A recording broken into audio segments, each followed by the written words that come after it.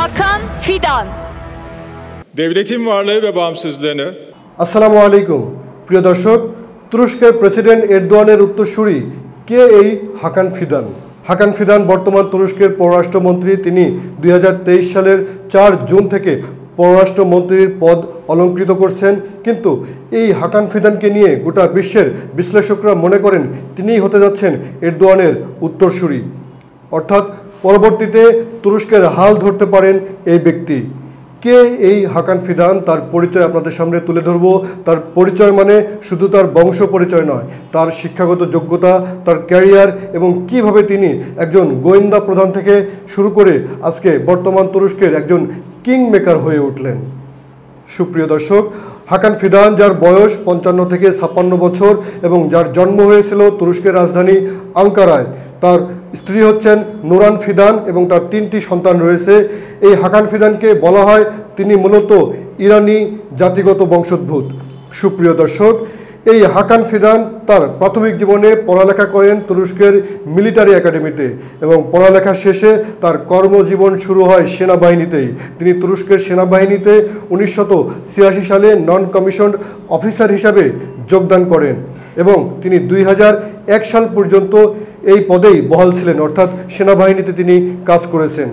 সুপ্রিয় দর্শক, আগে পরে তিনি আরও পড়ালেখা করেছেন এবং তিনি গ্রাজুয়েশন করেছেন মার্কিন যুক্তরাষ্ট্রের মেরিল্যান্ড ইউনিভার্সিটির গ্লোবাল ক্যাম্পাস থেকে এবং সেখান থেকে তিনি মূলত ম্যানেজমেন্ট অ্যান্ড পলিটিক্যাল সায়েন্স এ দুটি বিষয়ে তার গ্রাজুয়েশন সম্পন্ন করেন।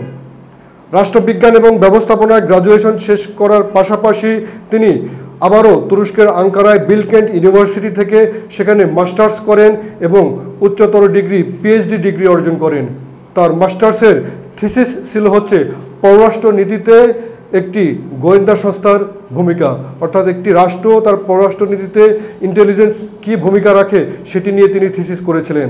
আর তার মূলত পিএইচডি গবেষণাও ছিল একই ধরনের। তিনি বলেছিলেন যে কূটনীতিতে আধুনিক তথ্য প্রযুক্তির ভূমিকা বা আধুনিক তথ্য প্রযুক্তির যুগে কূটনীতির ভূমিকা কী, এই প্রসঙ্গে তিনি মূলত তার পিএইচডি গবেষণা করেছিলেন। তার এই দুটি থিসিস এবং গবেষণা থেকেই বোঝা যায় যে তার মধ্যে কি কাজ করে এবং তিনি যে লাইনে তার দৃষ্টিভঙ্গি পরিচালনা করেছিলেন সেই লাইন ধরেই পর্যায়ক্রমে আজকে তিনি তুরস্কের কিং মেকার হয়ে উঠেছেন। সেই সেনাবাহিনী থেকে অবসর নিয়েই তিনি যে দায়িত্ব পান সেটি হচ্ছে তৎকালীন 2001 সাল থেকে 2003 সাল পর্যন্ত অস্ট্রেলিয়ায় তুরস্কের যে দূতাবাস রয়েছে সেই দূতাবাসের রাজনৈতিক এবং অর্থনৈতিক প্রধান উপদেষ্টা ছিলেন। এর মাঝে তিনি তুরস্কের বেশ কিছু বিশ্ববিদ্যালয় আন্তর্জাতিক সম্পর্ক বিষয়ে তিনি পড়ালেখা করিয়েছেন। এর পরেই শুরু হয় তার জাতীয় জীবনে অবদান রাখার আরেকটি নতুন কৃতিত্ব। 2003 সাল থেকে 2007 সাল পর্যন্ত এই হাকান ফিদান তিনি তুরস্কের যে টিকা নামক একটি সংগঠন রয়েছে, এটি সংক্ষিপ্ত রূপ। টিকা হচ্ছে মূলত তুরস্কের একটি সমন্বয় ও সহযোগিতা সংস্থা, যেটি বিভিন্ন দেশে তাদের চ্যারিটি অ্যাক্টিভিটিস, সামাজিক কার্যক্রমের মাধ্যমে দেশটির মূলত যে কূটনৈতিক তৎপরতা রয়েছে এবং তুরস্কের যে তার পররাষ্ট্রনীতির যে সকল লক্ষ্য রয়েছে রাজনৈতিক প্রভাব বিস্তারে কাজ করে থাকে। এই টিকার অফিস কিন্তু বাংলাদেশেও রয়েছে। আমি নিজে তুরস্কে যখন ভয়াবহ ভূমিকম্প হয়েছিল, এই ভূমিকম্পের পরে ঢাকায় অবস্থিত টিকার অফিসে গিয়ে তাদের ত্রাণ কার্যক্রম কালেকশনে কিছুটা সহযোগিতার হাত বাড়িয়েছিলাম আমার উদ্যোগে, আমার সংস্থার উদ্যোগে। যাই হোক প্রিয় দর্শক, আমাদের আলোচনার মুখ্য উদ্দেশ্য হচ্ছে এই টিকার প্রধান হিসাবে, প্রেসিডেন্ট হিসাবে দায়িত্ব পান হাকান ফিদান 2003 সালে। এই সময় থেকে 2007 সাল পর্যন্ত তিনি টিকাকে পুরোপুরি একটি গোয়েন্দা সংস্থার আদলে বিভিন্ন দেশে এর কার্যক্রম পরিচালনা করেন এবং টিকার মাধ্যমে তুরস্ককে আরও অনেক বেশি জনপ্রিয় করে তোলেন বিভিন্ন দেশে। বিশেষ করে বলকান অঞ্চল, মধ্যপ্রাচ্য, মধ্য এশিয়া এবং আফ্রিকার অঞ্চলে এই টিকার কার্যক্রম তার আমলে, তার সময়ে এত বেশি বৃদ্ধি পায় যে বৃদ্ধি পাওয়ার ফলে মূলত এই সংস্থাটি একটি সফট ডিপ্লোমেসির মতো একটি রূপ তৈরি করে এবং এই সংস্থাকে অনেকেই বলে থাকেন তিনি অনেকটাই গোয়েন্দা সংস্থার মতো পরিচালনা করেন। এক কথায় তুরস্কের রাজনৈতিক, সামাজিক, সাংস্কৃতিক প্রভাব বিস্তারে বিভিন্ন দেশে দেশে, বিশেষ করে যে সকল দেশে তুর্কি বংশোদ্ভূত জাতি গোষ্ঠী রয়েছে এবং মুসলিম রয়েছে সেই সকল দেশে তাদের কার্যক্রম অনেক বেশি। যাই হোক প্রিয় দর্শক, এই টিকার কার্যক্রমের মধ্য দিয়েই তুরস্কের প্রেসিডেন্ট এরদোয়ানের নজর কাড়েন হাকান ফিদান। 2007 সালে নতুন করে হাকান ফিদানকে আবিষ্কার করেন এরদোয়ান। তৎকালীন প্রধানমন্ত্রী এরদোয়ান হাকান ফিদানকে 2007 সালে তিনি তার যে আন্তর্জাতিক বিষয়ক অর্থাৎ পররাষ্ট্রনীতি বিষয়ক এবং আন্তর্জাতিক নিরাপত্তা বিষয়ক আন্ডার সেক্রেটারি হিসাবে নিযুক্ত করেন হাকান ফিদানকে। একই সঙ্গে তাকে বিশেষ দূত হিসাবেও নিয়োগদান করেন। এই সময় থেকে 2010 সাল পর্যন্ত আমরা যেটি দেখি, তুরস্কের প্রেসিডেন্ট এরদোয়ান যে দেশে সফরে যেতেন সেখানেই হাকান ফিদানকে নিয়ে যেতেন। আন্তর্জাতিক সফর সঙ্গী হতেন হাকান ফিদান। শুধু তাই নয়, বিভিন্ন দেশে তুরস্কের যে রাজনৈতিক, কূটনৈতিক এবং সামরিক কার্যক্রমের প্রভাব বিস্তারের যে কার্যক্রম, সবখানেই অবদান রাখতে শুরু করেন হাকান ফিদান। সুপ্রিয় দর্শক, এই সময় কিছু মজার ঘটনা আছে। এই সময়ের মধ্যে কিন্তু হাকান ফিদান তুরস্কের যে বিভিন্ন আন্তর্জাতিক ফোরামের সদস্য হওয়ার যে বিষয়গুলো থাকে, সেখানে হাকান ফিদান অনেকগুলো সংস্থার তিনি সদস্য হিসাবে দায়িত্ব পালন করেন। বিশেষ করে আন্তর্জাতিক পরমাণু সংস্থা যেটি রয়েছে IAEA, সেটাতে তিনি ট্রাস্টি বোর্ডের মেম্বার হিসাবে দায়িত্ব পালন করেন তুরস্কের পক্ষ থেকে। এই সময় ইরানের যে পরমাণু অর্থাৎ শান্তিপূর্ণ পারমাণবিক কার্যক্রম পরিচালনা নিয়ে যে বিতর্ক হয় গোটা বিশ্বজুড়ে, ইরানের এই শান্তিপূর্ণ পরমাণু কর্মসূচিকে তিনি সমর্থন করেন বারবার। এই সমর্থন করার ফলে সেই সময় ইসরায়েলি গোয়েন্দারা একটি তথ্য প্রচার করেছিল। সেটি হচ্ছে যে তুরস্কে অবস্থিত ইরানের গোয়েন্দা যে স্টেশন রয়েছে, সেই গোয়েন্দা স্টেশনের চিফ হিসাবে কাজ করছেন হাকান ফিদান। এটি মূলত ইসরায়েলি গোয়েন্দারা হাকান ফিদানকে আহত করার জন্য, বিতর্কিত করার জন্যই এই কথা বলেছিল।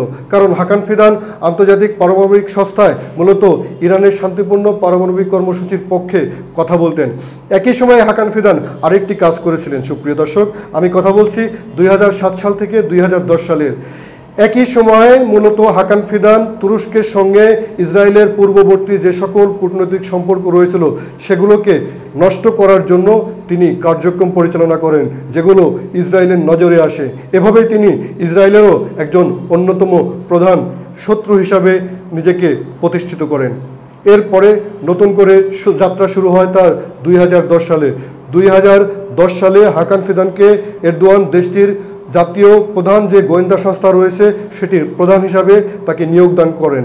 তার সময়ে এই তুরস্কের যে জাতীয় গোয়েন্দা সংস্থা, যেটিকে তুরস্কের সংক্ষিপ্ত রূপে বলা হয় MIT, এই MITকে এতটাই শক্তিশালী করেন, বিশ্বের যে কয়টি সুগঠিত গোয়েন্দা সংস্থা রয়েছে তার মধ্যে তুরস্কের এই গোয়েন্দা সংস্থা অন্যতম প্রধান শক্তিশালী একটি গোয়েন্দা সংস্থা, এবং যেটিকে মোসাদও ভয় পায়। একই সঙ্গে এই গোয়েন্দা সংস্থার ওই সময়ের প্রধান যিনি ছিলেন হাকান ফিদান, তাকে একইভাবে ভয় পায় মোসাদ। সেই প্রসঙ্গে অন্যদিন একটি টপিকে আলোচনা করব। সুপ্রিয় দর্শক, এই সময় এসে দেখা যায় যে তিনি মূলত তুরস্কের জাতীয় গোয়েন্দা সংস্থার প্রধান হিসাবে দায়িত্ব নেওয়ার পরে এক সংবাদ সম্মেলনে বলেন যে রাষ্ট্রের মধ্যে আরেকটি রাষ্ট্র হতে দেব না। এই কথার অর্থ ছিল মূলত তুরস্কের গুলেন মুভমেন্ট। সুপ্রিয় দর্শক, আপনারা জানেন ফেতুল্লাহ গুলেন ছিলেন এরদোয়ানের খুব ঘনিষ্ঠ মিত্র, এবং সেই সুবাদে ফেতুল্লাহ গুলেনের যারা অনুসারী রয়েছে তারা পুরো তুরস্কের সরকারি সব সংস্থাতেই তাদের অনুসারী ছিল। কিন্তু পরবর্তীতে এরদোয়ানের সঙ্গে ফেতুল্লাহ গুলেনের যখন দূরত্ব তৈরি হয়, তখন একটি গুলেন মুভমেন্ট হয় মূলত এরদোয়ানকে ক্ষমতাচ্যুত করার জন্য। এই গুলেন মুভমেন্টের কার্যক্রমই ছিল কিভাবে তারা রাষ্ট্রের মধ্যে আরেকটি রাষ্ট্র হিসাবে তাদের ক্ষমতাকে তারা প্রয়োগ করবে। এবং হাকান ফিদান এই গোয়েন্দা সংস্থাকে যখন তিনি তার মতো করে পরিচালনা করা শুরু করেন, এই সময় এসে হাকান ফিদানকে এক সময় সে দেশের আদালতে ডেকে পাঠানো হয়। এই ডেকে পাঠানোর পেছনে মূলত তৎকালীন আদালতে সেই সময় অ্যাটর্নি জেনারেল সহ যারা ছিল তাদের প্রভাব ছিল ওই গুলেন মুভমেন্টের, অর্থাৎ গুলেনের অনুসারী, যে কারণে তাকে ডেকে পাঠানো হয়। এর পরপরে এরদোয়ান কী করেছিলেন সেটি হচ্ছে যে আইন পাশ করে এই জাতীয় গোয়েন্দা সংস্থাকে এমনভাবে শক্তিশালী করলেন ভবিষ্যতে কেউ যেন আর তাকে আদালতে ডেকে পাঠাতে না পারে। শুধু তাই নয়, হাকান ফিদানের সময় তাদের গোয়েন্দা সংস্থার বাজেট অনেক বেশি বাড়িয়ে দেওয়া হয়। এমনকি এই গোয়েন্দা সংস্থাকে ওই দেশের আরও যত গোয়েন্দা সংস্থা আছে সবগুলোকেই এটির অধীনে নিয়ে আসা হয়। খুব সহজেই অনুমান করতে পারছেন এরদোয়ান তার ঘনিষ্ঠ রাজনৈতিক মিত্র হিসাবে এই হাকান ফিদানকে গ্রহণ করেছিলেন।